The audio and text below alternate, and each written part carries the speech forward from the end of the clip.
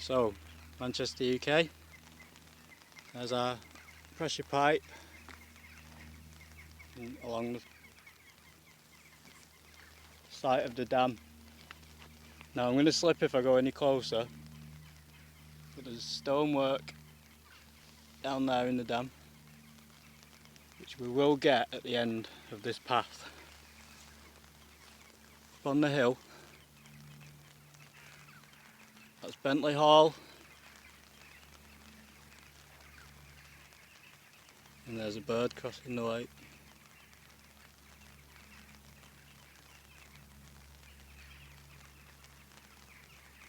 It's like that's their little bird's nest. So, and this is the middle lodge of Whitehead Lodges. This is part 2 of the dam breach.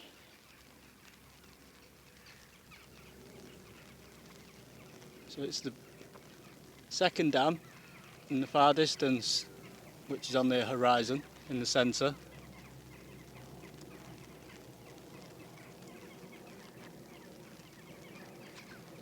It's a full-size dam, and these are full-size reservoirs powering full-size mills and full-size water wheels, fueling steam trains. They're in use for a long time, very useful and necessary.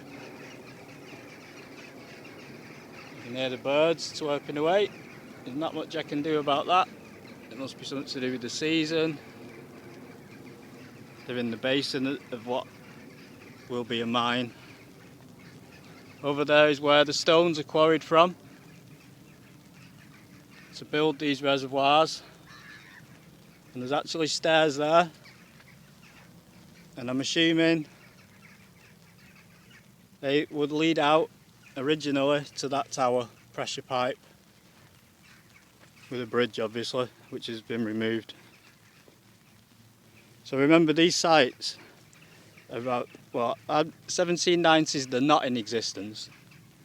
So it's I think it's about 1830, but the bottom lodge is as old as 1780. We'll end up at the bottom lodge. So we go straight across to that pressure pipe.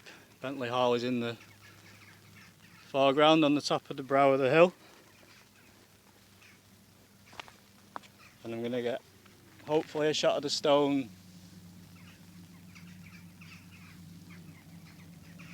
It's all made by hand with the stone from the local area. Goes off into the distance. And it used to be full up to this height. It was lowered to the bottom stair of those steps after the dam breach, basically. So we're going to walk down. So the residents are all worried. So this has now breached. It will be pouring over the top. What happens during a dam breach? So they're all made of stone, as we can see. This one's stood up to the strength of the water, basically. But what happens is the water starts to rush over the top or down the sides, and it'll wash a few stones away, and they roll down first, and then more stones, and the flow of water then increases and the pressure of the water increases. It doesn't all just go at once, it pushes with a lot of force against, starts to remove more stones and more gravel, slowly opens up a bigger hole. So what would happen is you have a slice basically down the middle of the dam. If it can give way in certain times, the whole thing just goes. There's no remains. It'd just be all pile of stones. So it's not this one that's breached, although I have my doubts. But it has been replaced, the second dam. So I don't think there's any conspiracy really. I think it's all adding up. So it's a concrete, sort of a triangular structure. So across the lake in the valley basin, that's located in the lower part of this croft, and it's called Lower Croft, of course. It's Lower Croft Dip. It's damaged many local bus engines trying to get up and down that thing years ago. Modern vehicles don't tend to have a problem with it. But I remember when I was young, a bit of ice, the buses were just sliding backwards down that dip. So it's like the basin of this valley goes extremely thin and quite tall, and it's connecting Walshaw to higher, like Lower Croft. It's actually called Knowsley in the distance, and it's part of Ainsworth.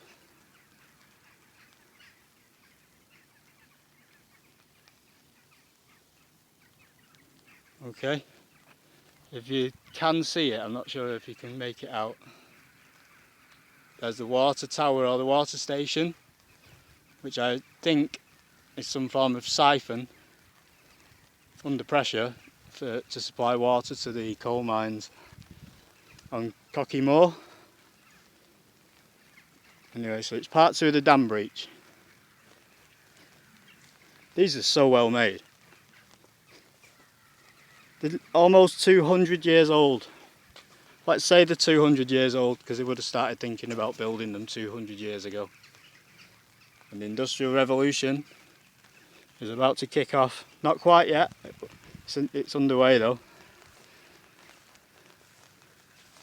Industrial Revolution, in terms of like geological terms, it happens overnight basically. There's a lot of money made. This place, it just rips through. It's like a 100-year period, and just it makes everybody around here millionaires and changes the way everybody lives around here. It's like it's boom. It's big investment time, and time's moved on since then. But everywhere there was mills. Everywhere they could stick a weir, there was a weir. Everywhere they could stick a water wheel, there was a wheel. There was a chimney, there was coal, there was train lines. There was hundreds and hundreds of train lines. Where Daisyfield Court is, and I originally thought we call it Channel Feeder for Manchester Eltham Reservoir. Well, we'll follow the path of that, because it has changed slightly from my original first videos. And this is the overflow, the natural overflow, but this will be pouring down to its brim like a river, all overflowing at the sides. You won't be able to see that pipe at the base anymore. It'll be under the water. You can see how old the stone actually is around here. And I didn't get the plaque. We're going to end on the plaque.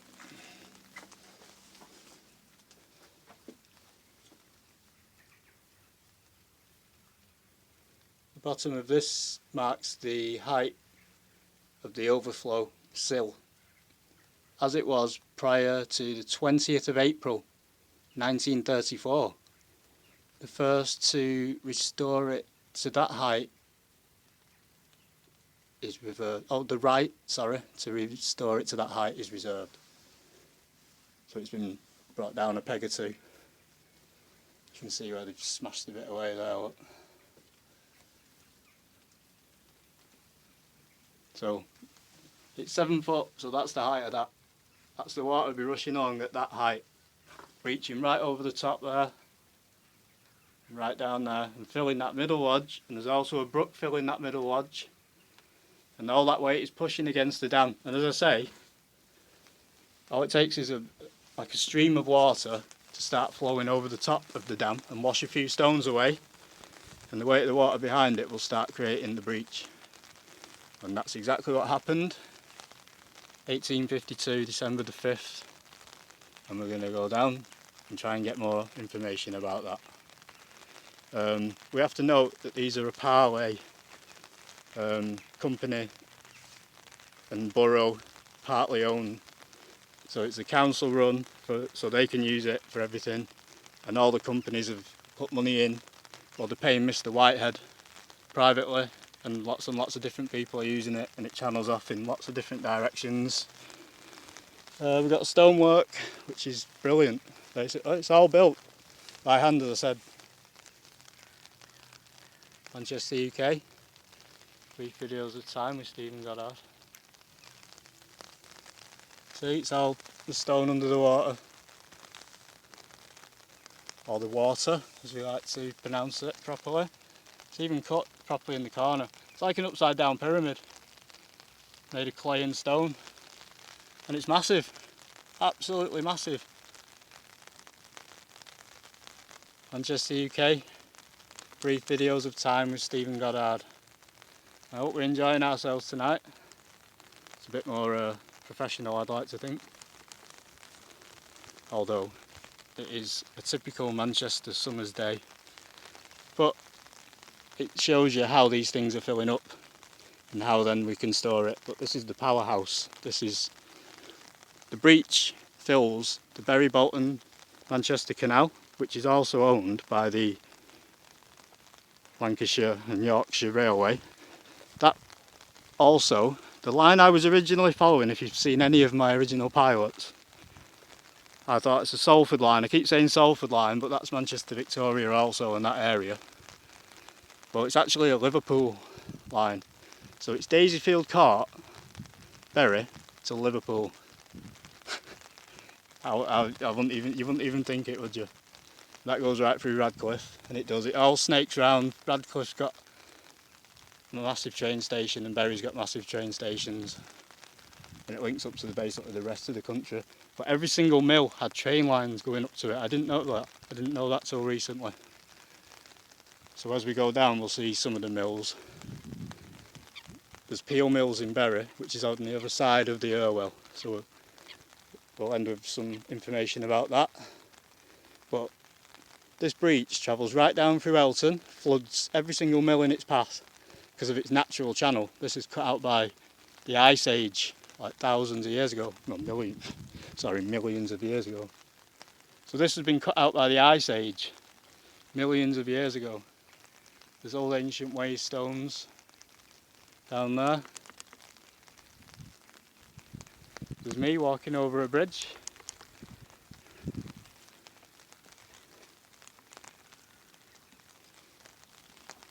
Cattle Bridge. Yeah, so this stream, or brook, that flowed down through here, during the Ice Age, they froze, and big, ice sheets, glaciers, carved the rock, and carved deep channels all the way down into Manchester, where the Castlefield Basin is, which is where the Romans were first based, that entered the north of England. That was their base, north of Chester.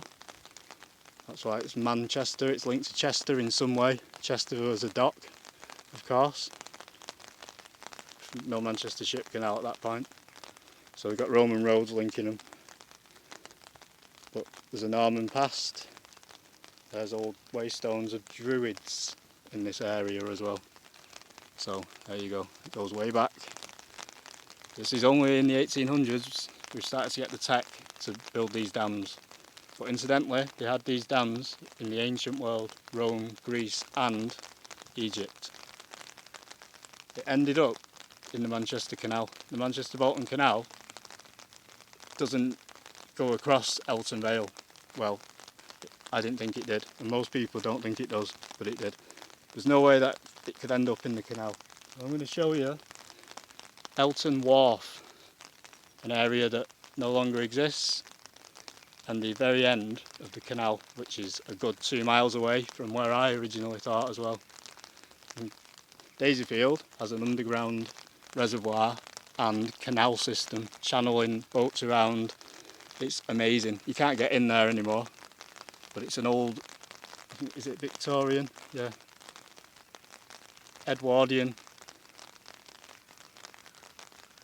chamber, I'd say, of an underground reservoir.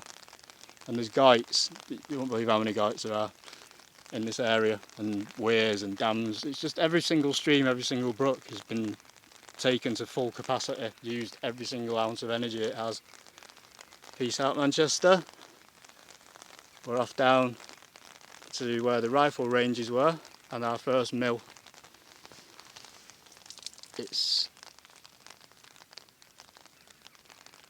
I think it's Knowsley's mill.